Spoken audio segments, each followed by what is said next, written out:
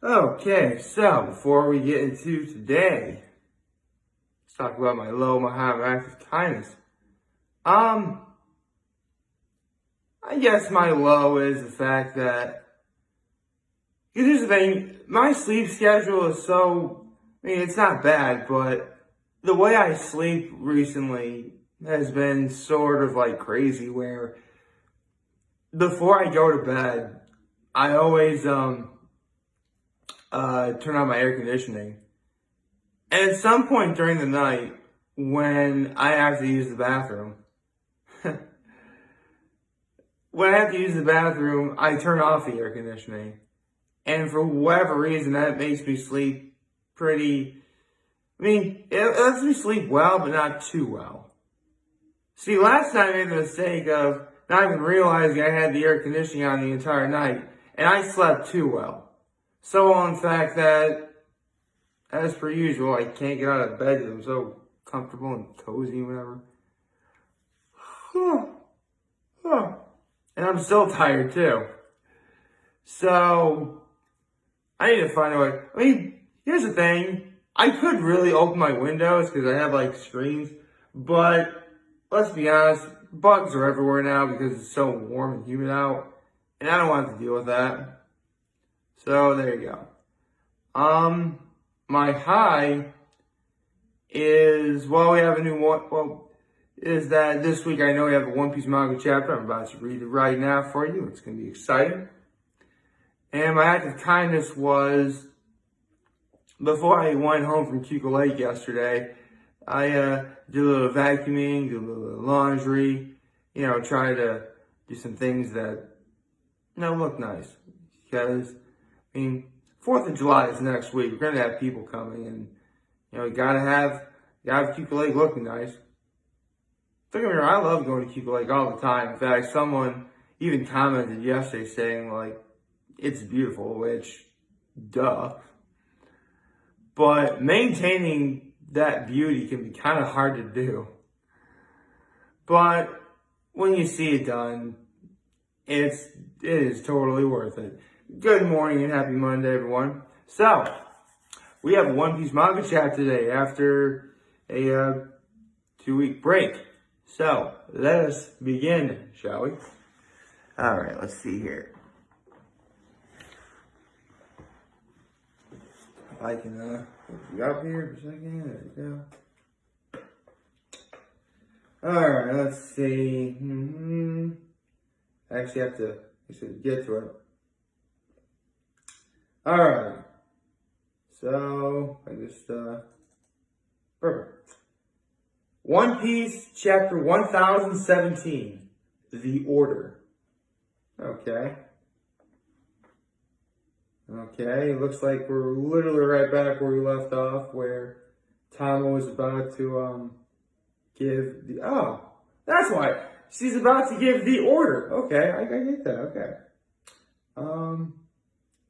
Okay, looks like she's scared. Ooh. A little bit of, Jinbei fighting Who's Who. As well as, Frankie fighting, he's not, we don't actually see Sasuke here, but basically what's happening is you have characters like Frankie and Jinbei trying to fight the higher ups, and yet the Beast Pirates outnumber them by so much, you have minions coming out of the woodwork. It's just one of those things. And I love how Jinbei says, this battle started as 5,000 against 30,000. We were always going to be outnumbered. There you go. Okay, let's see here. Okay, a little scene of Jack versus Inarashi, or a dog storm, as it'll probably be called in English. Okay. Okay.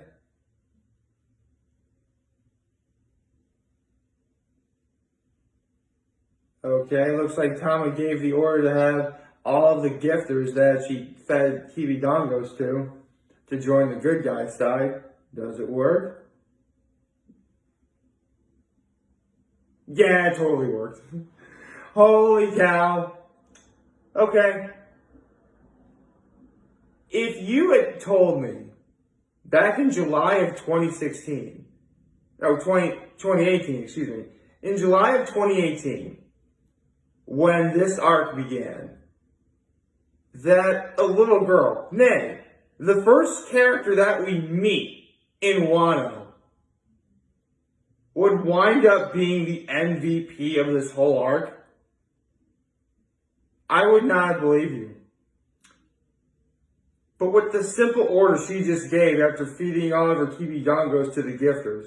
For those of you who don't know, Tama has a devil fruit power which allows her to, pull off like a kibi dongo off of her cheek.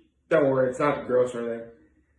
Feeds it to an animal, and she controls that animal. The gifters are essentially Zoan-type devil fruit powers, which are animals. You do the math. Yeah. Tama is now the MVP of this arc. I did not think that was, again, I knew what Tama was going to do was going to be huge. But seeing all these scenes right now play out, where all the gifters are joining the good guys' side, this is huge. This is extremely important. Okay, let's see what else is going on here. The queen is about to attack. Ah, good, Sanji. Very nice. Looks like it's, okay, it looks like we're going to have Sanji versus Queen. Okay. I can deal with this. To be honest, I kind of expected something like this way back when Queen was first introduced, but I didn't want to say anything aloud. Okay. Looks like they're sort of talking about, looks like Queen is sort of talking about how he knows Sanji's father. And Sanji doesn't like that at all because, well, read Whole Cake Island if you haven't.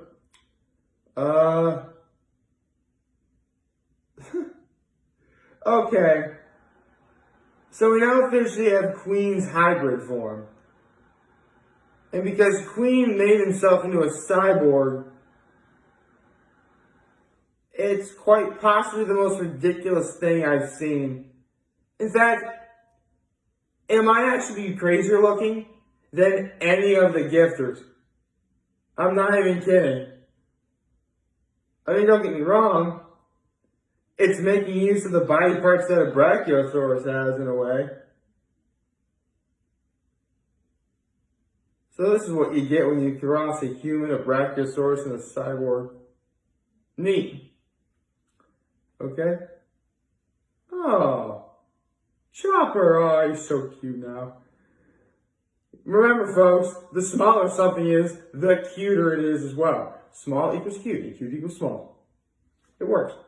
Okay, it looks like there's a revelation that there was a drug that the Mings have that can essentially have ultra-regenerative effects. Of course, we all know the saying, you can't have plot convenience without consequence or sacrifice. So, basically, this will be when Zoro essentially heals himself back up and goes directly back into battle. However, him being healed will be temporary, and in return, he'll suffer twice as much pain later. But we all know it's Zoro. He's gonna take that risk anyway. He kind of has to.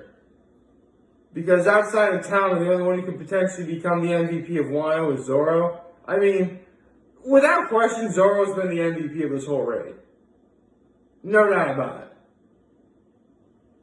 it. In fact, I'm sure after this arc is over, hopefully by the end of 2021, we can have a definitive answer of who the MVP of this arc is. But if Zoro comes back into battle and does even one thing remotely great before, again, the ultra-regenerative effects of whatever drug the Ming's about to give him wear off, it could be given to Zoro, the title of MVP that is. Okay. Alright. Looks like we have a Jinbei versus Who's Who. Which is good. I was actually kind of worried, like, the fights between the Straw Hats and the Toby Robo were going to be off screen. But they're not, thankfully. And this is actually quite a good matchup. Like, normally when you see a good fight, it really is bare knuckles, knock down, drag out, the scenario. But you have Jinbei, who's a master of Fishman Karate. And you have Who's Who being a former agent of CP9 and therefore knows the Rokushiki techniques. Which, I'll be honest, if I was ever a superhero and I wanted my superpower, I wouldn't mind having the Rokushiki techniques. For those of you who don't know, the Rokushiki means 6 powers. Basically, there are 6 abilities that I've explained them before, but in case you don't know, there's Shave, Paper Arts, Moonwalk, Tempest Kick, Finger Pistol, and Iron Body. So 6. Although there is a super secret 7th one if you master the other 6. It's called the Six Kings Gun. Anyway, and it looks like Who's Who was on the same level as Rob Lucci. Okay. Lucci was the one who fought Luffy back in 80s life, so that's why it makes sense. Okay, it looks like we have the revelation why Who's Who was in jail. Okay. 12 years ago, which puts us smack bang at chapter 1 of this whole series. Looks like he was thrown in jail because he couldn't protect the devil fruit. And that devil fruit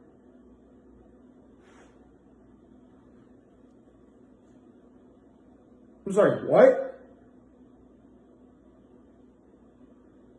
So the devil fruit that was stolen from the ship he was supposed to protect was the Gomu Gomu no Mi, or the Gum Gum fruit. That's Luffy's power. That is Luffy's devil fruit power. This is probably one of the biggest reveals ever. And I'll tell you why. Let me set this down. Looks like the chapter's over anyway. Is the chapter over? Actually, I gotta press the arrow again. Yeah, the chapter's over. Okay. See, this is actually a very big reveal. Because of all the devil fruits that the world government could be protecting the Gum Gum fruit really doesn't seem like that much. Simply put, it gives you the ability to be made of rubber.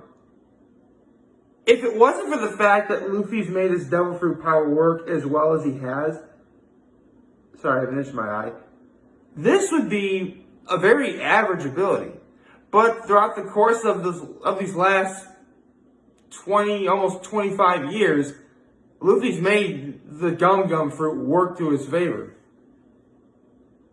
Although it does beg the question, the world government clearly knows that Luffy has this power. And obviously, the government went to great lengths to protect this devil fruit power, this devil fruit from being stolen.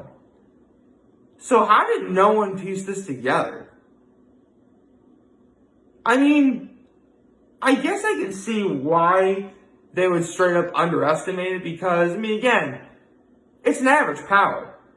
It gives you the ability to stretch and, stretch, blow yourself up like a balloon.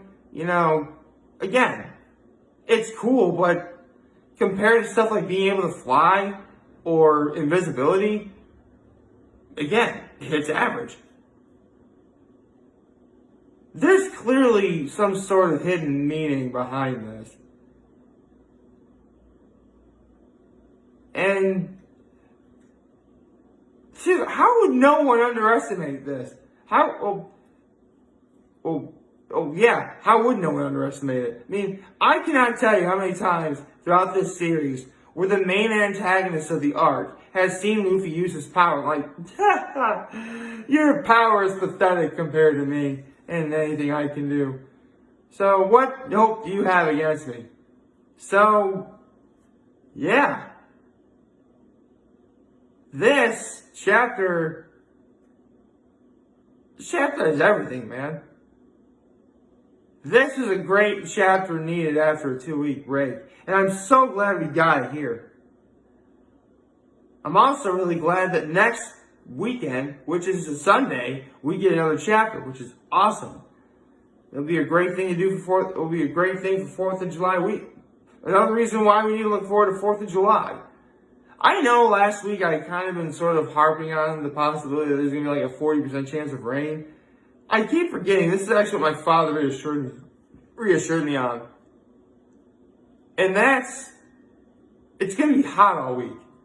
And with hot and humidity equals rain. So, basically it's going to be a crapshoot whether or not it rains. Which, alright, I can take that. Hopefully Sunday will still be good. I mean, Sunday is supposed to be good, but you never can be too careful about that. Like, favorite, channel, hit the subscribe button, find me on social platforms, turn notifications on YouTube. I'm very home in this video for all of you guys who are watching Joe for today. Hopefully a wonderful, wonderful Monday. Remember, you guys want to talk to channel, listen to me here to 11 here. I'll always be back. Take care and make good choices. See ya.